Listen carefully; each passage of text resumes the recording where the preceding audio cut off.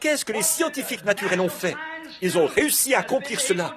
Et Dieu, par des hommes qui peuvent s'en tenir à la Bible, est déclaré qu'il est le même hier, aujourd'hui et éternellement, qui n'ont pas peur de la promesse. Quoi qu'ait pu dire n'importe qui d'autre, eux, ils s'en tiennent à elle. Qu'est-ce? Vous devenez un astronaute qui peut aller tellement loin que c'est bien au-delà de la pensée dénominationnelle. C'est bien au-delà de tout le reste. C'est bien au-delà des choses de l'Église. C'est tout là-bas, avec Dieu et avec lui seul, que vous demeurez. Des astronautes. Et souvenez-vous, pour pouvoir devenir astronautes, ils ont dû entrer dans une cabine et ne peuvent pas se diriger eux-mêmes. Il faut la puissance d'un radar, une puissance atomique pour élever cet homme au-delà de l'espace. Après quoi, il est dirigé par une tour. Gloire! Pour les astronautes spirituels de Dieu, c'est la même chose. Ils entrent dans une cabine, dans un lieu, dans un corps. Et ce corps, c'est le corps de Christ.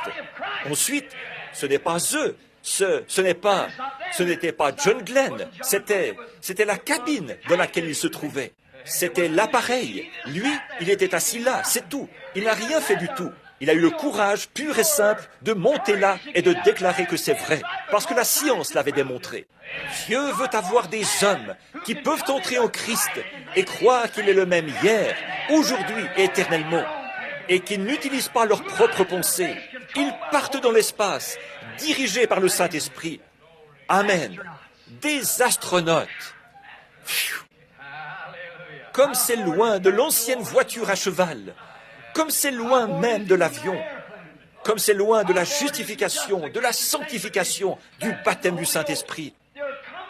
Ce sont maintenant des aigles. En premier, c'était des lézards. Ensuite, c'est devenu des poulets.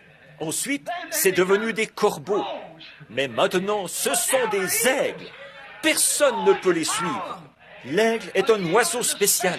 Il peut monter plus haut que tous les autres oiseaux. Il a été préparé à voir, à garder toute sa tête une fois arrivé là-haut. Certaines personnes peuvent sauter très haut, mais ne savent pas où elles sont une fois arrivées là, parce qu'elles ne voient pas plus loin que le saut qu'elles ont fait. Par contre, certaines personnes peuvent regarder au loin et voir ce qui se passe. Ça, c'est l'aigle. Il peut rester là jusqu'à ce qu'il ait tout examiné. Et il attend jusqu'à ce qu'il entende un message qui lui indique ce qu'il doit dire. Ça, c'est l'astronaute de Dieu. Voyez, toutes les autres réalisations ont une suite. Pourquoi est-ce que cette réalisation-ci n'aurait pas de suite? Des astronautes pour Jésus. Amen. Il ne décolle même pas par sa propre puissance. Il est lancé. La seule chose qu'il fait, c'est